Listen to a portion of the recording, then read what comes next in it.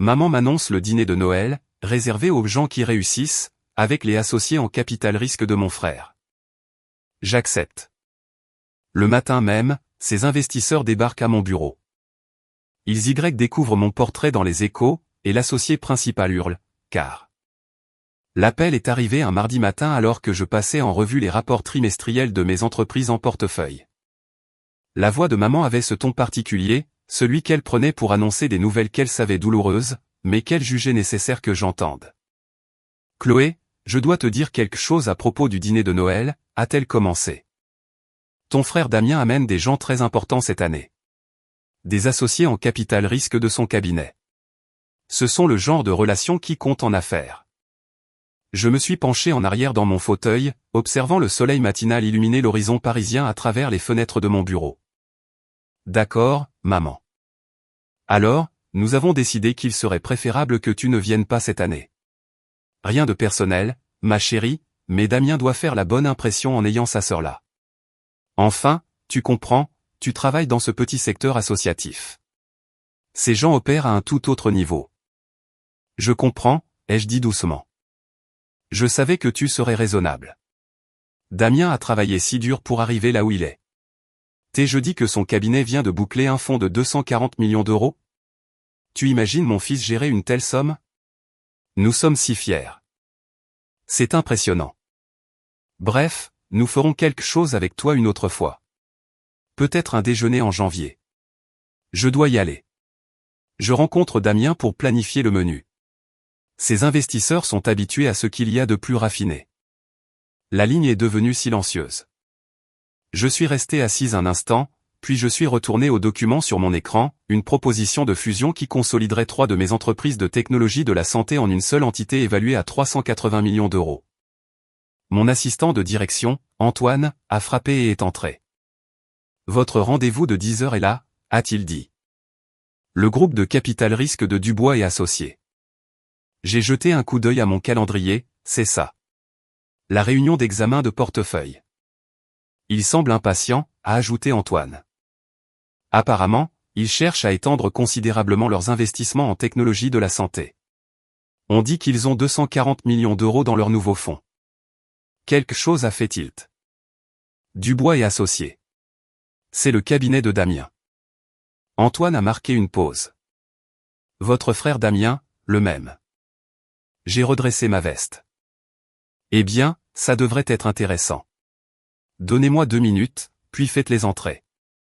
Je me suis dirigé vers la fenêtre de mon bureau, regardant la ville où j'avais bâti mon empire en toute discrétion. Pendant 12 ans, ma famille avait dévalorisé ma carrière comme du travail de bienfaisance parce que j'avais commencé dans le secteur associatif. Ce qu'ils ne savaient pas, ce que je n'avais jamais corrigé, c'est que j'avais fait la transition vers le capital investissement il y a 8 ans. Ils n'avaient jamais posé de questions. Ils avaient juste supposé. Damien avait toujours été l'enfant prodige. Diplômé de HEC, recruté par un cabinet de premier plan, toujours dans le bon costume, toujours dans les bons restaurants. Moi, j'étais allé à l'université publique, j'avais commencé dans une organisation de défense de la santé à but non lucratif, je vivais modestement. Aux yeux de ma famille, j'étais la fille décevante qui avait préféré le sens à la rentabilité. Ils n'avaient aucune idée que j'avais transformé cette expérience associative en une expertise qui faisait de moi l'une des investisseuses en technologie de la santé les plus recherchées en France. Ils n'avaient jamais remarqué quand j'avais cessé de travailler pour le secteur associatif et commencé à acquérir des entreprises. Ils n'avaient jamais posé de questions sur la promotion qui était devenue un poste de vice-présidente dans un cabinet de capital investissement ou sur les 5 années qui avaient suivi, où j'avais créé mon propre fonds. J'avais 34 ans et je gérais un portefeuille d'une valeur de 2,7 milliards d'euros répartis sur 17 entreprises. Mon fonds, Leclerc Capital Santé, avait la réputation de transformer des entreprises de technologie de la santé en difficulté en leader de l'industrie. Je siégeais à 12 conseils d'administration. Le magazine Challenge m'avait consacré, 6 mois auparavant, comme l'une des figures influentes qui redéfinissent l'investissement dans la santé. Mais pour ma famille, j'étais toujours Chloé qui travaille avec les malades ou Chloé dans sa phase caritative. Le pire n'était pas le mépris. C'était la façon dont Damien avait instrumentalisé leur perception. Lors des réunions de famille, il se présentait avec son titre de poste et le nom de son cabinet, puis me présenter comme ma sœur qui fait des trucs associatifs. Quand les proches posaient des questions sur mon travail, il changeait de sujet. Quand j'ai acheté mon élégante maison de ville dans le 6e arrondissement de Paris il y a 3 ans, Damien a dit à tout le monde que j'avais dû obtenir une sorte de subvention pour les travailleurs du secteur associatif. Noël dernier, Damien avait amené sa petite amie, maintenant fiancée, Léa, qui travaillait dans le marketing. Au dîner, Léa a demandé ce que je faisais. Avant que je puisse répondre, Damien a bondi. Chloé travaille avec des associations de santé. Très noble, mais pas vraiment lucratif. Pas comme le travail que nous faisons dans le capital risque. Papa avait ri. C'est pourquoi Damien conduit une Tesla et Chloé prend le train. Je n'avais rien dit. Même si ma Tesla Model S s'était garée dans mon garage privé et que je prenais le train parce que j'utilisais le temps de trajet pour travailler. Même si la montre à mon poignet coûtait plus cher que toute la garde-robe de Damien, même si le travail de bienfaisance qu'il se moquait m'avait rendu plus riche que tout le monde à cette table réunie, je ne les avais pas corrigés parce que j'avais appris quelque chose de précieux. Être sous-estimé était un avantage concurrentiel. Pendant que Damien dépensait son énergie à prouver sa valeur, moi, je la dépensais à construire. Pendant qu'il était aux bonnes soirées, je concluais des affaires. Pendant qu'il publiait ses succès sur LinkedIn, j'acquérais discrètement ses concurrents.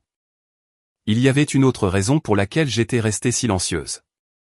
Je voulais voir jusqu'où ils iraient, à quel point ils révéleraient qui ils étaient vraiment quand ils pensaient que je n'avais rien.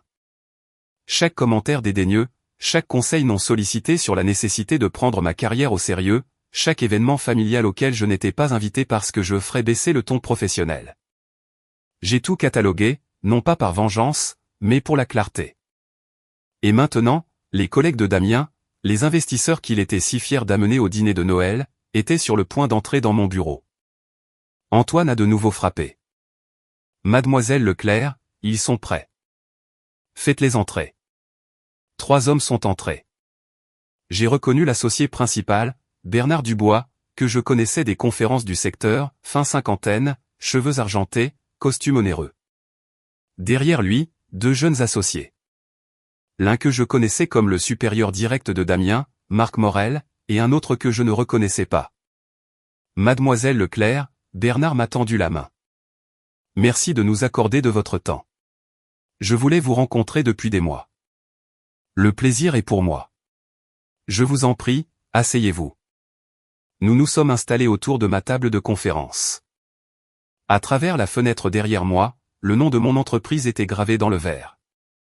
Leclerc Capital Santé. En dessous, une ligne plus petite. Chloé Leclerc, fondatrice et associée gérante. Je serai direct, a commencé Bernard. Dubois et associés cherchent à se développer considérablement dans la technologie de la santé. Nous venons de clôturer un fonds de 240 millions d'euros et nous recherchons des opportunités de co-investissement avec des cabinets ayant une réelle expertise dans ce secteur. Marc a hoché la tête. Votre parcours est exceptionnel. La façon dont vous avez redressé Cardiotech, brillante. Et l'acquisition de Healthbridge a été parfaitement exécutée. Merci. Nous espérons discuter de partenariats potentiels, a poursuivi Bernard. Peut-être des opportunités de co-investissement, de partage de flux d'affaires. Nous avons du capital et une expertise d'investissement généraliste. Vous avez une connaissance spécialisée du secteur de la santé et un parcours prouvé. C'est une synergie naturelle. J'ai hoché la tête, écoutant leur stratégie. Ils voulaient un accès à mon pipeline d'affaires. Ils voulaient apprendre mes méthodes d'évaluation des entreprises de technologie de la santé. Ils voulaient associer la réputation de leur fonds à la mienne. Votre fonds est impressionnant, ai-je dit. 240 millions d'euros, c'est significatif. Bernard a souri. Nous en sommes assez fiers. Il a fallu 3 ans pour le lever. L'équipe a travaillé incroyablement dur. Il a désigné Marc. Marc ici a été essentiel et nous avons un jeune associé, Damien Leclerc, qui a été. Il s'est arrêté en plein milieu de sa phrase. Marc était resté complètement immobile, fixant ma plaque nominative sur le bureau. Leclerc, a dit Marc lentement. Damien Leclerc est-il votre frère? J'ai confirmé. La température de la pièce a changé. Le sourire de Bernard est devenu tendu. Je ne savais pas que vous étiez apparentés. La plupart des gens ne le savent pas. Nous ne fréquentons pas vraiment les mêmes cercles. J'ai gardé ma voix neutre. Damien n'a jamais mentionné avoir une sœur dans le capital investissement. Non, a dit Marc avec prudence. Il a mentionné une sœur, mais il a dit qu'elle travaillait dans le secteur associatif. J'ai commencé là, ai-je dit. Il y a 12 ans, mais j'ai fait la transition vers l'investissement il y a 8 ans. Bernard me regardait différemment maintenant, réévaluant. Damien parle parfois de sa famille. Il a mentionné que ses parents sont très fiers de sa carrière. Il a dit qu'il était le seul de sa famille à s'être lancé dans la finance. C'est techniquement vrai, ai-je dit. Il est le seul dans un cabinet de capital risque. Je dirige mon propre fonds de capital investissement. Le troisième associé, qui était resté silencieux jusqu'à présent, s'est soudainement penché en avant. Attendez, je vous connais. Les Échos a fait ce portrait. Le géant discret de l'investissement dans la santé. C'était vous. Il a sorti son téléphone, a tapé rapidement, puis a tourné l'écran vers Bernard et Marc. Je pouvais voir le titre de l'article et ma photo. Bernard est devenu pâle. L'article mentionnait que vous aviez bâti un portefeuille de 2,7 milliards d'euros, a poursuivi le jeune associé, lisant depuis son téléphone. Il vous désignait comme l'une des investisseuses les plus influentes du pays dans la santé. Il disait que des cabinets établis recherchaient régulièrement vos conseils. Marc faisait sa propre recherche maintenant. Mon Dieu, Challenge vous a profilé l'année dernière. Figures influentes qui redéfinissent l'investissement dans la santé. Vous étiez numéro 4 sur la liste. Numéro 3, ai-je corrigé doucement. Ils ont mis à jour. La main de Bernard tremblait légèrement. Damien n'a jamais rien mentionné de tout cela. Damien ne sait pas, ai-je dit simplement. Ma famille ne sait pas. Comment est-ce possible? Marc avait l'air réellement confus. Je ne leur ai jamais dit. Ils ont supposé que je faisais toujours du travail associatif, et je ne les ai jamais corrigés. Ils n'étaient pas assez intéressés pour poser des questions.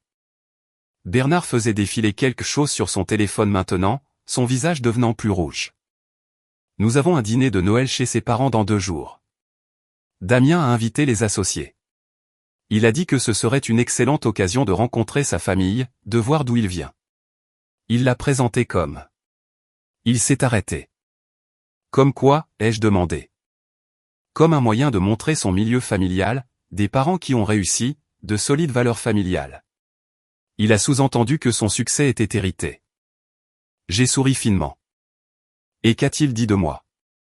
Marc et Bernard ont échangé des regards. Marc a parlé avec prudence.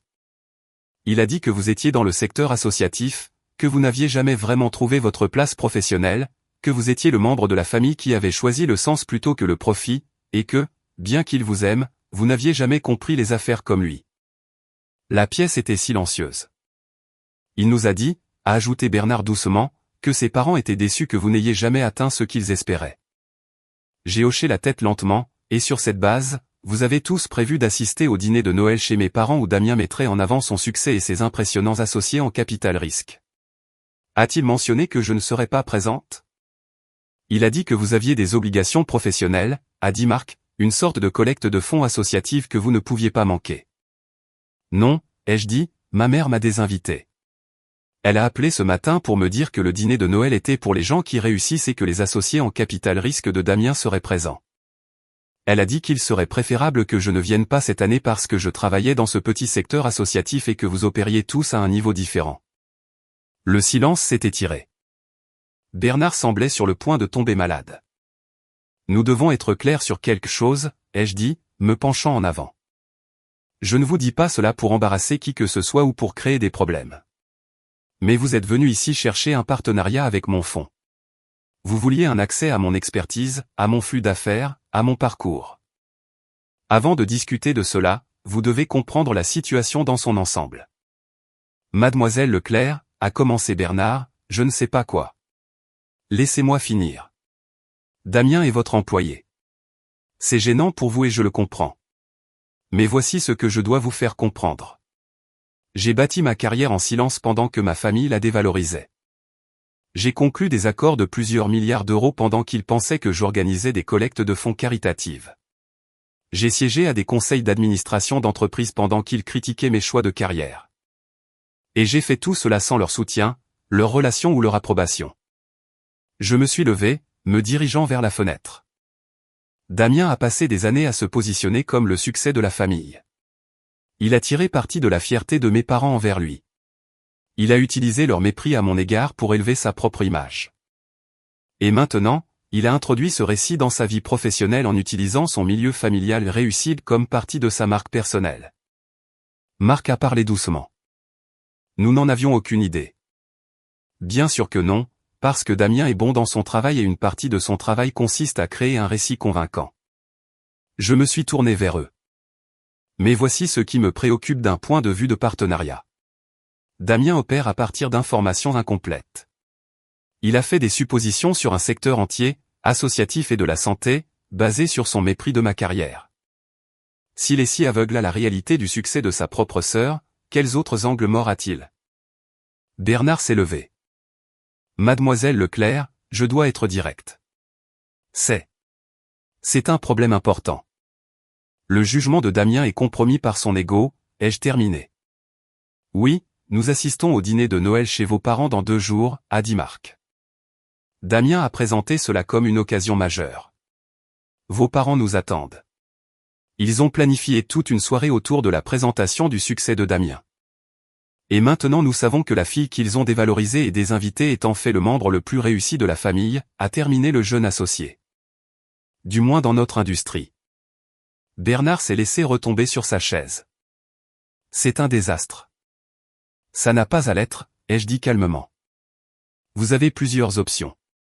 Vous pouvez assister au dîner comme prévu et ne rien dire. Maintenir le récit de Damien. Vous pouvez assister et mentionner poliment que vous m'avez rencontré, ou vous pouvez refuser l'invitation entièrement. Que feriez-vous, a demandé Marc. Si vous étiez à notre place? J'ai réfléchi. Je réfléchirai attentivement à ce que cette situation révèle sur le caractère et le jugement de Damien. Je me demanderai si quelqu'un qui a pu si complètement mal comprendre et sous-évaluer la carrière de sa propre sœur pendant des années pourrait avoir des angles morts similaires dans son analyse professionnelle. Et je me demanderai si ces angles morts représentent un risque pour mon fonds. Bernard a hoché la tête lentement. Vous suggérez que nous devons réévaluer la position de Damien au sein du cabinet.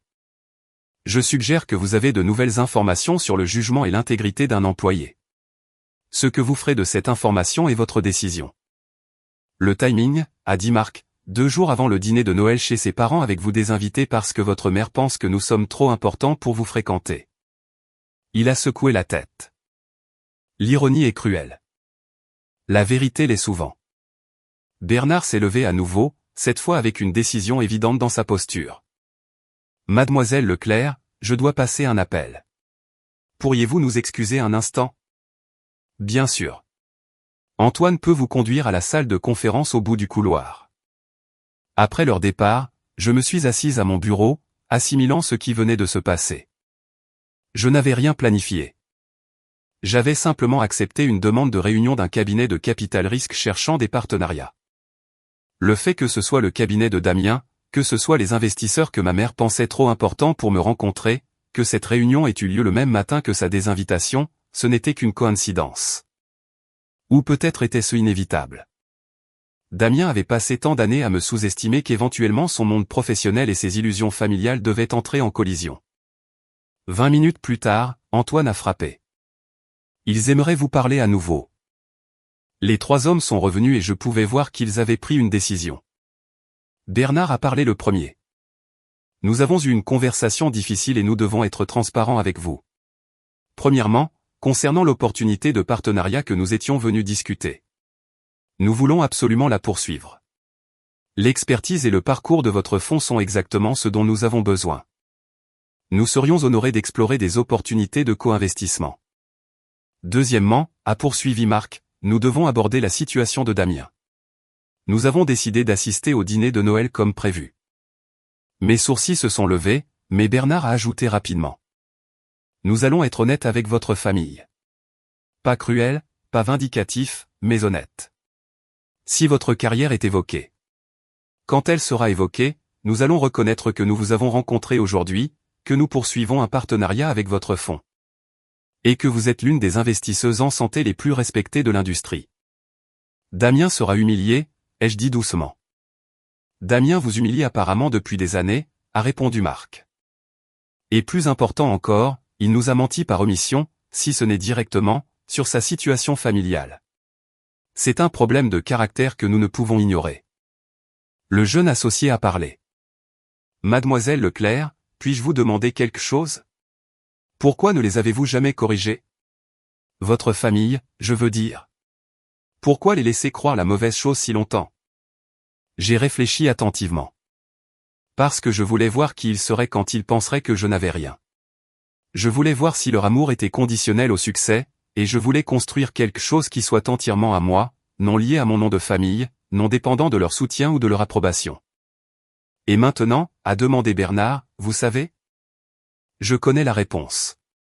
Leur amour est conditionnel. Leur respect est transactionnel, et mon succès est entièrement le mien. J'ai fait une pause. Cette dernière partie, cela vaut plus que tout. Marc a hoché la tête lentement. Pour ce que ça vaut, je pense que vous avez géré cela avec une grâce remarquable. Beaucoup de gens à votre place auraient exposé Damien il y a des années. L'exposé n'aurait rien changé, sauf prouver que j'étais mesquine. Construire quelque chose de plus grand que sa capacité à minimiser. Cela a tout changé. Nous avons passé l'heure suivante à discuter de réelles possibilités de partenariat. L'ironie ne m'a pas échappé que je planifiais des co-investissements avec les mêmes personnes qui seraient chez mes parents pour le dîner de Noël. Célébrant le fils qui avait travaillé si dur pour me maintenir désinvité. Alors qu'il se préparait à partir, Bernard s'est arrêté à la porte. Mademoiselle Leclerc, je me dois de mentionner que Damien a soumis une proposition d'investissement dans la technologie de la santé la semaine dernière. Compte tenu de ce que nous avons appris aujourd'hui sur ces angles morts dans ce secteur, nous allons l'examiner beaucoup plus attentivement. C'est sage, ai-je dit. La diligence raisonnable est essentielle. Après leur départ, je suis resté longtemps à ma fenêtre, observant la ville s'agiter en dessous. Mon téléphone a vibré. Un SMS de Damien. Maman a dit que tu ne pouvais pas venir au dîner de Noël. Probablement pour le mieux. Ces investisseurs sont de haut niveau. Tu n'aurais de toute façon pas grand-chose à apporter à la conversation. Sans vouloir t'offenser. J'ai fixé le message, puis j'ai tapé une simple réponse. Aucune offense. Profite de ton dîner. Ce soir-là, j'ai appelé ma meilleure amie Sophie, qui avait été témoin des années de mépris de ma famille. Je lui ai parlé de la réunion avec Dubois et associés, de ce qui allait probablement se passer au dîner de Noël. Oh mon Dieu, a-t-elle soufflé. C'est comme regarder une tragédie grecque se dérouler. Damien n'a aucune idée de ce qui l'attend.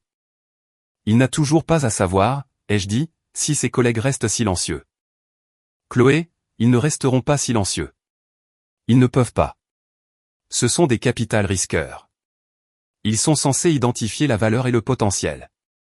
Tu penses qu'ils peuvent s'asseoir à la table de tes parents pendant que Damien et ta mère parlent de son impressionnante carrière et de la tienne, qui est décevante? Ils seraient complices du mensonge. Elle avait raison.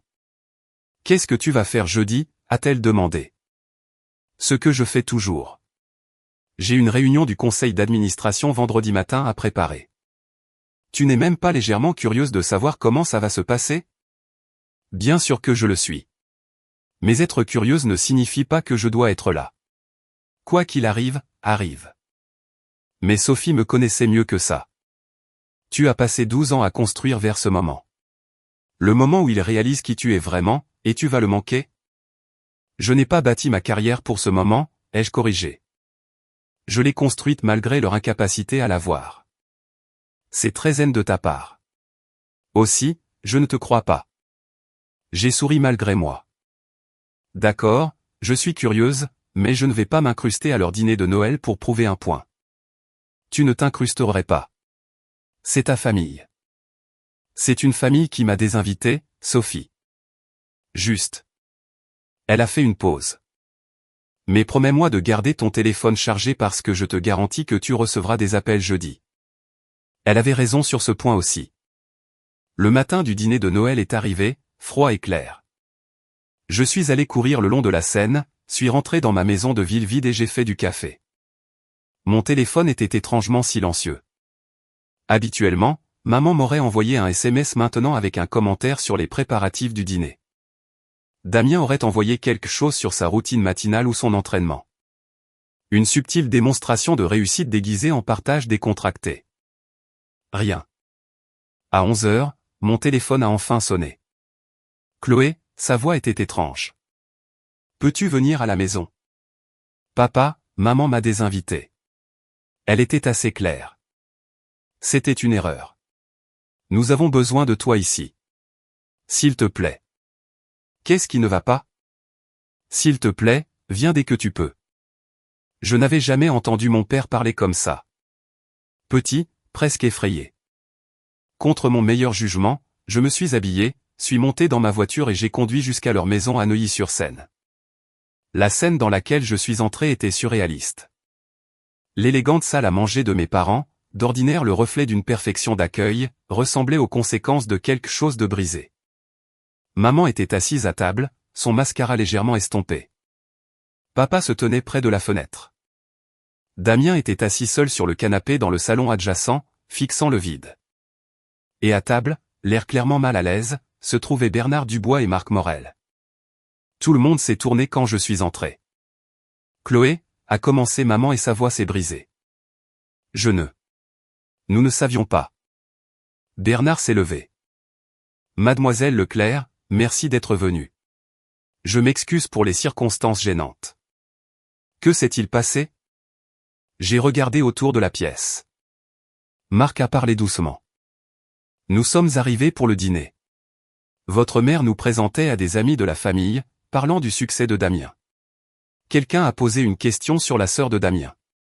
Votre mère a dit que vous travailliez dans la bienfaisance et ne pouviez pas venir à cause d'obligations professionnelles. Damien a ajouté quelques commentaires sur la façon dont vous n'aviez jamais compris les affaires.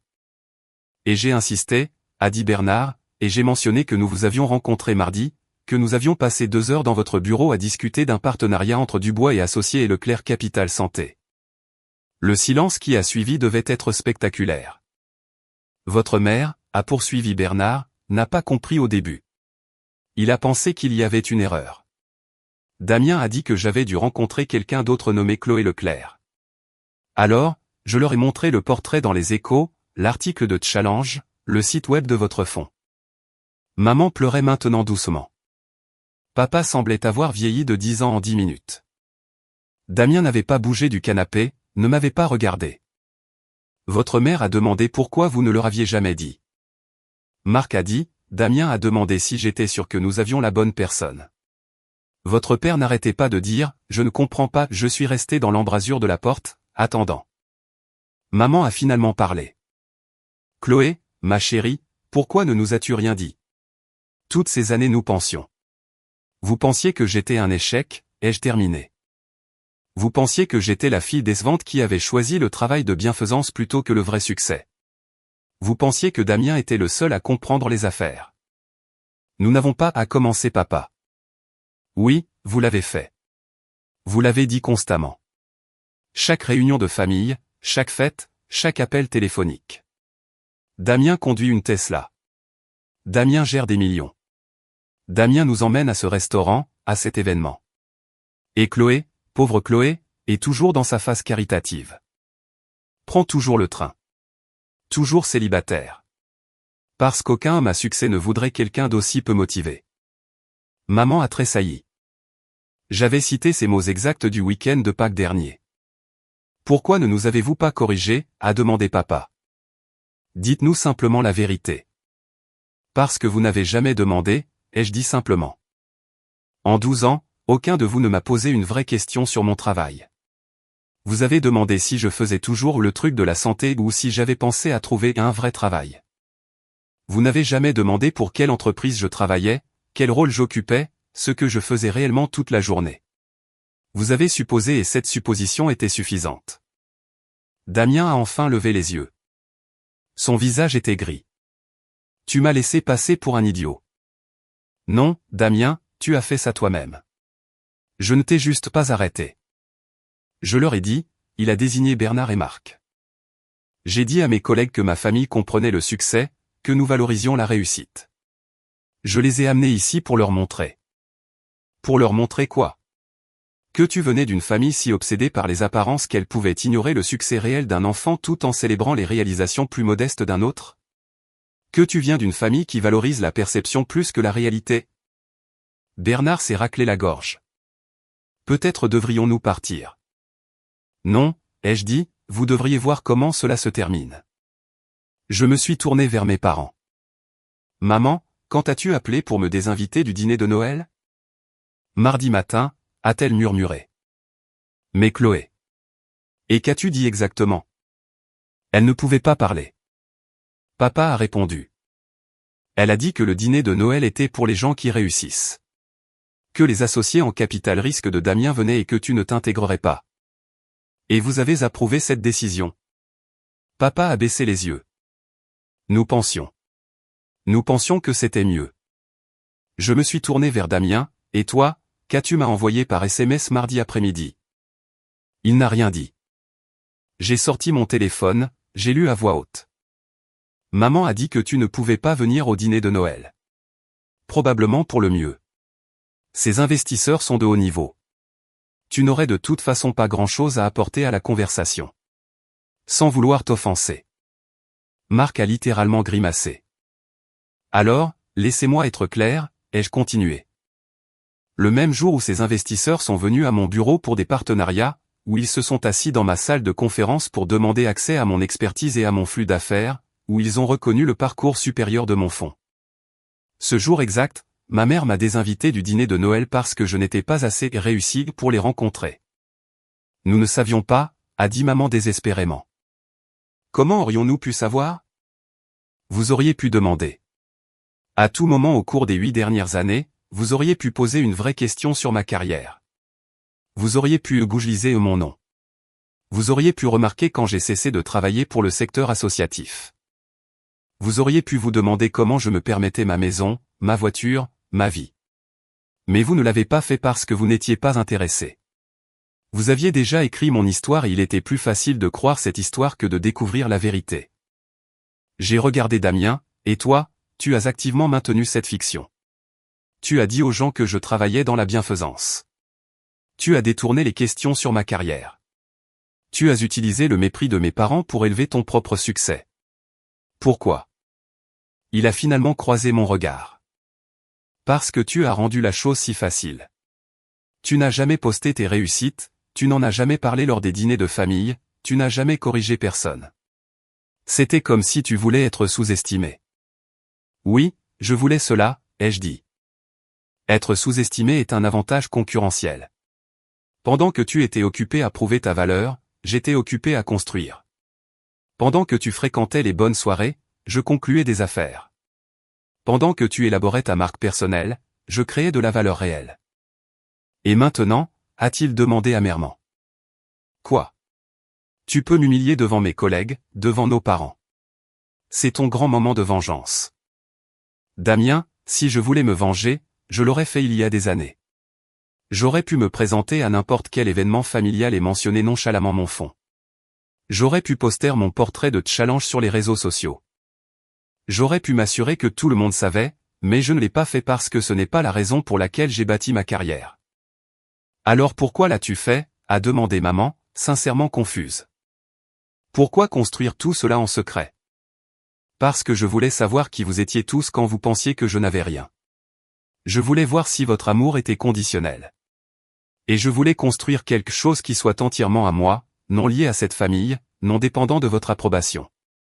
Et maintenant tu sais, a dit papa doucement. Tu sais que nous t'avons fait défaut. Oui, ai-je acquiescé. Vous l'avez fait, mais je ne me suis pas fait défaut à moi-même, et c'est ce qui compte. Bernard s'est de nouveau levé. Mademoiselle Leclerc, Chloé, je pense que nous devrions vous laisser discuter de cela en famille. Nous avons suffisamment fait l'intrusion. En fait, ai-je dit, j'aimerais que vous restiez une minute de plus parce que je veux que ma famille comprenne quelque chose. Je me suis tourné vers Damien. Dubois et Associés est venu me chercher pour un partenariat. Ils veulent un accès à mon expertise en investissement dans la technologie de la santé. Ils veulent apprendre de mes méthodes. Ils veulent associer la réputation de leur fonds à la mienne. Cela vaut des millions pour eux en flux d'affaires et en retour. Le visage de Damien est devenu encore plus pâle. Bernard et Marc prendront leurs propres décisions quant à l'impact de cela sur ta position au sein de leur cabinet. Mais je veux que tu comprennes quelque chose. La sœur que tu as dévalorisée pendant des années, la carrière que tu as rabaissée, le succès que tu as nié, c'est ce succès-là que ton propre cabinet cherche maintenant à obtenir. J'ai regardé mes parents, et maman, papa, la fille que vous avez désinvitée du dîner de Noël parce qu'elle n'était pas assez réussie pour rencontrer les investisseurs de Damien. C'est l'investisseuse que ces investisseurs sont venus rencontrer. La pièce était absolument silencieuse. Finalement, Marc a parlé. Mademoiselle Leclerc, nous vous contacterons concernant les discussions de partenariat et Damien, nous devons vous parler en privé avant la fin de la semaine. Ils sont partis rapidement. La porte s'est refermée derrière eux, ne laissant que ma famille. Maman pleurait maintenant ouvertement. Chloé, je suis tellement désolé. Je suis tellement désolé. La voix de papa était rauque. Comment réparons-nous cela? Je les ai regardés. Ces gens qui m'avaient élevé, soutenu Damien, m'avaient rabaissé, désinvité, et maintenant voulaient tout réparer avec des excuses. Vous ne pouvez pas le réparer, ai-je dit doucement. Pas aujourd'hui. Peut-être jamais. Mais vous pouvez commencer par comprendre que mon succès ne vous concerne pas. Ça n'a jamais été le cas. Je n'ai pas bâti ma carrière pour prouver quoi que ce soit à cette famille. Je l'ai construite parce que je suis bonne dans ce que je fais. Parce que j'ai vu des opportunités que d'autres ont manquées. Parce que j'ai travaillé plus dur que quiconque n'était prêt à le faire. Nous sommes si fiers, a commencé maman. Je l'ai coupé. Ne me dites pas que vous êtes fiers maintenant. C'est le problème. Votre fierté est conditionnelle. Votre respect est transactionnel. Pendant 12 ans, je n'ai pas mérité votre fierté parce que vous pensiez que je n'étais pas réussi. Maintenant vous savez que je le suis. Et soudainement, vous êtes fiers. Ce n'est pas de la fierté. C'est un soulagement que je ne vous ai pas embarrassé. Damien s'est levé brusquement. Alors quoi? Tu en as fini avec nous? Tu as trop de succès maintenant pour ta propre famille. Non, Damien. J'en ai simplement fini de faire semblant que ton mépris ne m'a pas blessé. J'en ai fini de me rabaisser pour te faire sentir plus grand. J'en ai fini avec une dynamique familiale où l'amour et le respect dépendent du succès perçu. Alors que veux-tu, a demandé papa. Dis-nous ce que tu veux. J'y ai réfléchi attentivement. Je veux que vous compreniez que la fille que vous avez rabaissée a réussi grâce à qui elle est, et non malgré votre manque de soutien. Je veux que Damien comprenne que le vrai succès n'est pas une question d'image que l'on projette. C'est une question de valeur que l'on crée. Et je veux que vous vous confrontiez tous à la réalité que, lorsque vous avez eu le choix, vous avez préféré le confort de Damien à ma présence. Ce n'est pas à commencer maman. Si, ça l'est. Vous avez désinvité votre propre fille du dîner de Noël parce que vous pensiez qu'elle embarrasserait votre fils et réussi. C'était votre choix. Les conséquences de ce choix sont à assumer. J'ai ramassé mon sac. J'ai du travail. Vous avez beaucoup à réfléchir. Chloé, s'il te plaît. Maman s'est levée. Reste dîner. Nous pouvons en parler. Maman, il n'y a pas de dinde. Il n'y a pas de dîner. Il n'y a pas d'investisseur à impressionner. Il n'y a qu'une famille qui a fait le mauvais choix et une fille qui a passé 12 ans à construire quelque chose qu'ils n'ont jamais pris la peine de voir. J'ai marché jusqu'à la porte, puis j'ai fait une pause. Pour ce que ça vaut, je ne vous déteste pas, mais je n'ai pas non plus besoin de vous. J'ai bâti mon succès sans votre soutien. Je continuerai sans votre approbation. La voix de Damien m'a arrêté. Le partenariat avec Dubois et Associés. Tu vas le faire? Je n'ai pas décidé, ai-je dit honnêtement. Je l'évaluerai comme j'évalue chaque opportunité, sur ses mérites, sa valeur stratégique et ses rendements potentiels. Ton implication est sans importance pour ma décision. Ils vont me virer, a-t-il dit platement. Après aujourd'hui, après cette humiliation, ils vont me virer. Peut-être, ai-je dit, ou peut-être verront-ils cela comme une opportunité d'apprentissage. Dans un cas comme dans l'autre, c'est entre toi et eux. Je ne suis pas ton problème, Damien. Ton jugement est ton problème. Ton ego est ton problème. Ton incapacité à voir la réalité quand elle ne correspond pas à ton récit préféré. C'est ton problème. Je les ai laissés là, ma mère en pleurs, mon père dévasté, mon frère humilié dans leur belle maison aux attentes brisées. Le trajet de retour vers la ville a semblé plus long que d'habitude. Mon téléphone a commencé à sonner avant même que j'atteigne l'autoroute. Sophie, mes amis, même mon assistant de direction, Antoine, qui avait déjà entendu quelque chose. Je les ai tous laissés sur la messagerie vocale. Quand je suis rentré, je me suis préparé un vrai repas. Du saumon, des légumes rôtis, un bon vin. J'ai mangé seul à ma table, regardant l'horizon parisien. Mon téléphone vibrait constamment de messages, mais je les ai tous ignorés. Finalement, vers 20h, j'ai ouvert mon ordinateur portable et je suis retourné travailler. Il y avait une réunion du conseil d'administration demain, une proposition de fusion à finaliser. 3 entreprises de mon portefeuille qui nécessitaient mon attention. Le drame de ma famille n'était que du bruit de fond. Mon travail, mon vrai travail, continuait. Une semaine plus tard, Marc Morel a appelé.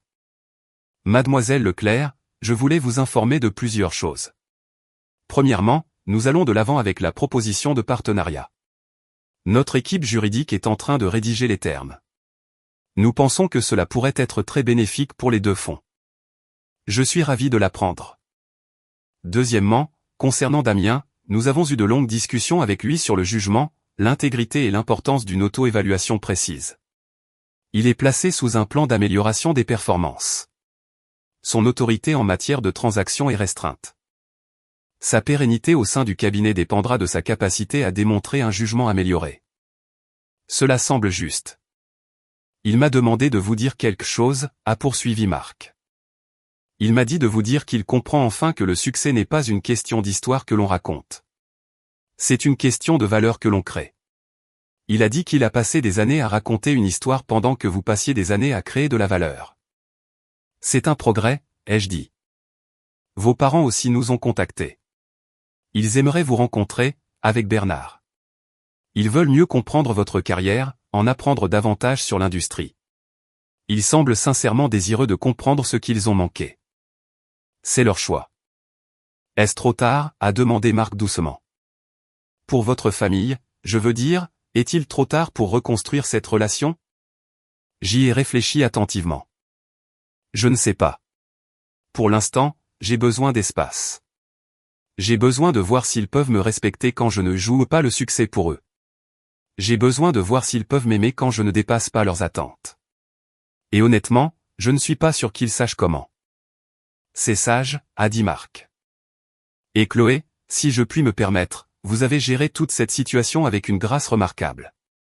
Beaucoup de gens auraient été revanchards. Vous avez simplement été honnête. L'honnêteté suffit, ai-je dit. La vérité a fait tout le travail. 6 mois après ce dîner de Noël, ma vie avait trouvé un nouvel équilibre. Le partenariat avec Dubois et Associés était florissant. Nous avions co-investi dans 3 entreprises de technologie de la santé, toutes performant au-delà des projections. Damien avait quitté le cabinet, non pas viré, mais démissionné pour rejoindre un fonds plus petit où il aurait plus de place pour grandir sans le poids des attentes. Mes parents et moi nous parlions occasionnellement, des conversations prudentes, plus honnêtes qu'auparavant, mais qui trouvaient encore leur marque. Maman s'était excusée 17 fois de 17 manières différentes. Papa m'avait enfin posé de vraies questions sur mon travail. Ils essayaient. Damien et moi nous sommes rencontrés pour un café une fois. C'était gênant mais honnête. Je suis désolé, avait-il dit. Pour des années d'égocentrisme, pour avoir utilisé ton mépris pour me soutenir, pour ne t'avoir jamais posé une vraie question sur ta vie. J'accepte tes excuses, avais-je dit. Mais Damien, tu dois comprendre que je n'ai plus besoin de ta validation. Je n'en ai jamais eu besoin. C'était toujours ton besoin, pas le mien. Je le sais maintenant. Alors que j'étais assise dans mon bureau cet après-midi de printemps, examinant les derniers rapports trimestriels, j'ai pensé à cet étrange dîner de Noël il y a 6 mois. La collision du récit de Damien et de ma réalité. Le moment où tout ce qu'il pensait savoir s'est avéré faux. Les gens me demandaient si j'étais contente que cela se soit produit, si j'avais apprécié le revirement, la justification. La vérité était plus complexe. Je n'étais pas contente que ma famille m'ait rabaissé. Je n'étais pas contente qu'ils aient valorisé l'image plutôt que la substance. Je n'étais pas contente des années de petites piques et de cruautés occasionnelles. Mais j'étais contente d'avoir construit quelque chose qui était entièrement à moi. J'étais contente de n'avoir jamais compromis ma vision pour correspondre à leurs attentes. J'étais contente d'avoir transformé leur mépris en discipline, leur doute en détermination. Par-dessus tout, j'étais contente de m'être prouvé, non pas à eux, que le succès ne nécessite pas de validation. Que la création de valeur réelle importe plus que la performance du succès. Que être sous-estimé n'est une faiblesse que si l'on y croit. Mon téléphone a vibré. Un SMS de Bernard Dubois. Affaire conclue. Acquisition de 340 millions d'euros. Vos intuitions étaient parfaites. Ce partenariat est la meilleure décision que nous ayons prise depuis des années. J'ai souri et je suis retourné travailler. Ils étaient venus à mon bureau chercher un partenariat. Ils sont repartis en comprenant que la femme qu'ils avaient rabaissée n'était pas seulement digne d'un partenariat. Elle était la norme qu'ils essayaient d'atteindre. Et quelque part à Neuilly-sur-Seine, ma famille apprenait la même leçon. Que la fille qu'ils avaient sous-estimée n'avait jamais eu besoin de leur approbation pour réussir. Elle avait juste besoin qu'ils la laissent faire.